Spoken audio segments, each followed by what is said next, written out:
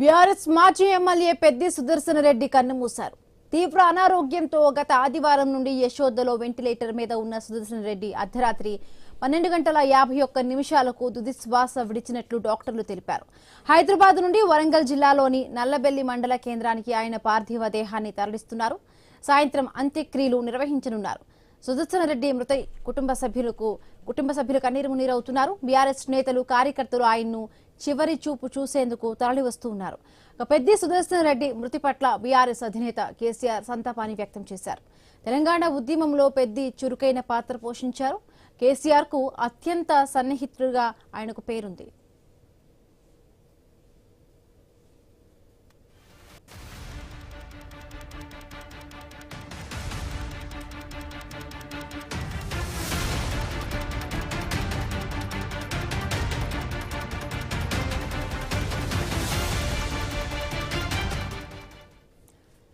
రాజిరెడ్డి అమృతమ్మ దంపతులకు 1974 ఆగస్టు 6న సుదర్శన్ రెడ్డి జన్మించారు.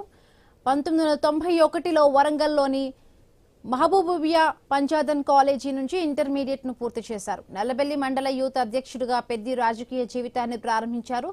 దుగ్గొండి మండల బ్లాక్ కాంగ్రెస్ అధ్యక్షునిగా కొనసాగుతూనే 2001లో తెలంగాణ రాష్ట్ర సమితి పార్టీలో చేరారు. తెలంగాణ ఉద్యమంలో చురుగ్గా పాల్గొన్నారు. 2004 డిసెంబర్లో జిల్లా పార్టీ కన్వీనర్ గా ఎన్నికయ్యారు. 2005లో రాష్ట్ర పార్టీ కార్యదర్శిగా బాధ్యతలను నిర్వర్తించారు. 2006 నుండి 2014 వరకు పార్టీ పొలిటికల్ బ్యూరో సభ్యునిగా సేవలను అందించారు.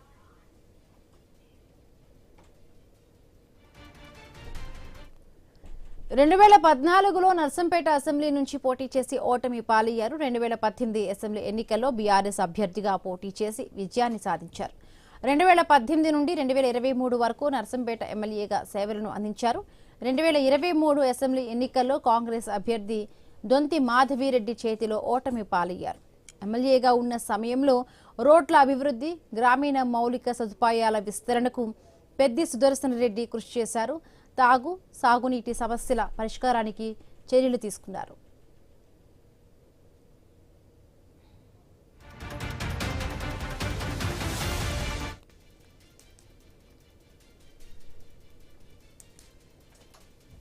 నాడు తెలంగాణ రాష్ట్రం కోసం పోరాటం చేసిన పెద్ది సుదర్శన్ రెడ్డి ఆ తర్వాత తన ప్రాణాలను నిలబెట్టుకోవడానికి 6 రోజుల పాటు పోరాడి అలసిపోయి కాలం చేశారు. ఉద్యమ సమయంలో అమరులైన విద్యార్థుల కుటుంబాలకు పెద్ద దిక్కులా ఉండేవారు. అంతేకాకుండా స్వరాష్ట్రం సిద్ధించిన అనంతరమే తాను వివాహం చేసుకుంటానంటూ కూడా పెద్ది ప్రతినబూనాడు. అనంతరం 2018 మార్చి 28న నెక్కొండకు చెందిన లక్ష్మీ ప్రసన్న అలియాస్ స్వప్నను కేసీఆర్ సమక్షంలో వివాహం చేసుకున్నారు. ఉద్యమ నేతగా ప్రజల మనిషిగా పెద్ది గుర్తింపు పొందారు. తెలంగాణ ఉద్యమంలో ప్రజలతో కలిసి నడిచిన ఆయన రాష్ట్ర ఆవిర్భావం తర్వాత కూడా ప్రజా సమస్యల పరిష్కారానికే ప్రాధాన్యం ఇచ్చారంటూ కూడా అభిమానులు గుర్తు చేసుకుంటున్నారు. పెద్ది మృతి వార్తతో ఓరుగల్లు దిగ్భ్రాంతికి గురైంది. ఉద్యమంలో ఆయన అందించిన సేవలను స్మరించుకుంటూ కార్యకర్తలు, అభిమానులు భావోద్వేగానికి గురవుతున్నారు.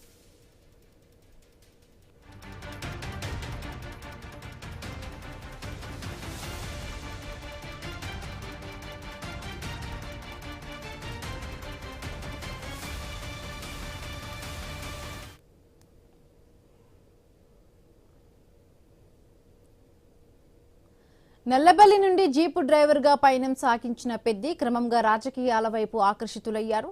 కాంగ్రెస్ పార్టీలో ఉన్న సమయంలో రామసహాయం సురేందర్ రెడ్డి ప్రధాన అనుచరుడిగా, ఆ తర్వాత కేసీఆర్ దత్తపుత్రుడిగా ఎదిగారు. అజాత శత్రువుగా ఉండే పెద్ది సుదర్శన్ రెడ్డి నర్సంపేటలో తన మార్కు ఉండాలంటూ చాలా తాపత్రయపడ్డారు. మెడికల్ కాలేజీ, రామప్ప పాకాల సరస్సు మళ్లింపు, రంగాయ చెరువు లాంటి పనులతో తన ముద్రను వేశారు.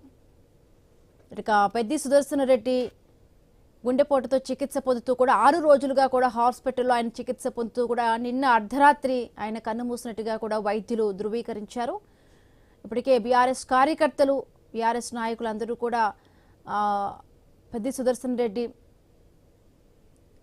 ఇంటికి కూడా మరి కాసేపట్లో కూడా వెళ్లబోతున్నారు. పెద్ది సుదర్శన్ రెడ్డి పార్థివ దేహాన్ని కూడా మరి కాసేపట్లో కూడా ఇంటికి తీసుకువెళ్లబోతున్నారు. రైట్, మరింత పూర్తి అప్డేట్స్ మా కరెస్పాండెంట్ రత్నకుమార్ అందిస్తారు.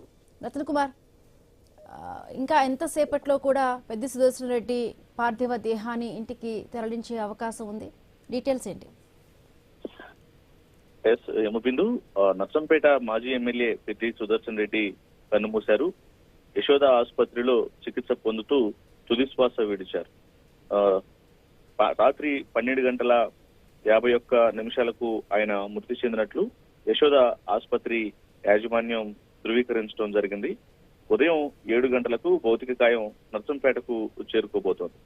హనుమకొండలోని అమరవీరుల స్తూపం వద్ద నివాళులు అర్పించి అనంతరం నర్సంపేటకు తీసుకెళ్తారు. నర్సంపేట నుంచి స్వగ్రామం నల్లబెల్లికి భౌతిక కాయాన్ని తరలిస్తారు. ఇక మధ్యాహ్నం 3 గంటలకు నల్లబెల్లిలో అంత్యక్రియలు జరగబోతున్నాయి.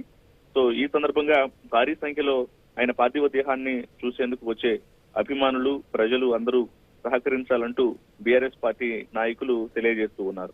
మరోవైపు అంతిమయాత్ర సజావుగా జరిగేలా ప్రజలందరూ సహకరించాలని, ట్రాఫిక్ భద్రతా ఏర్పాట్లకు సహకరించాలంటూ కూడా విజ్ఞప్తి చేస్తూ ఉన్నారు.